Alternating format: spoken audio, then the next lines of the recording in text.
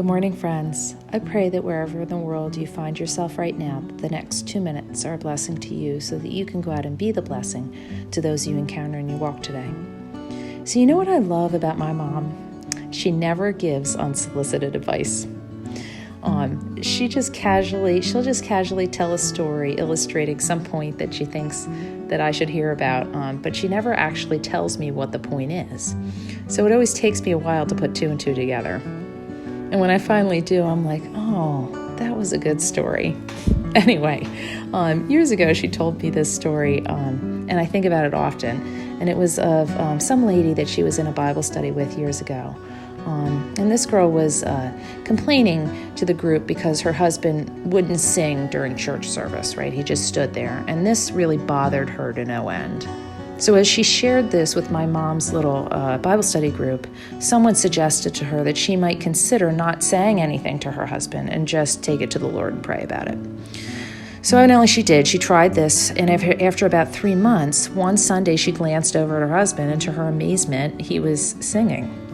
So she came back to share this with the group, and she told them that because she hadn't strong-armed him into singing or berated him about it, as a result, she was actually thankful to God, instead of herself, that he had changed her husband's heart about this.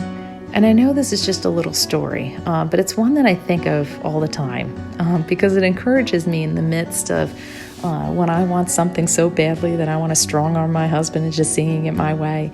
It encourages me to bring my troubles and grievances to the Lord, and have him hash it out whatever way he wants to.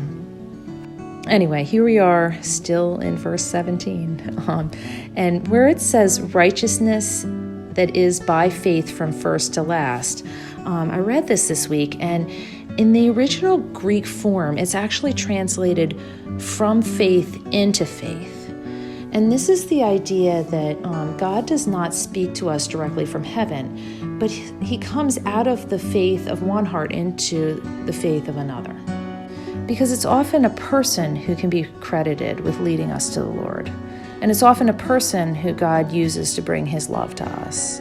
And it's often a person who has had a real encounter with the Lord that then kindles our desire to learn more about Jesus.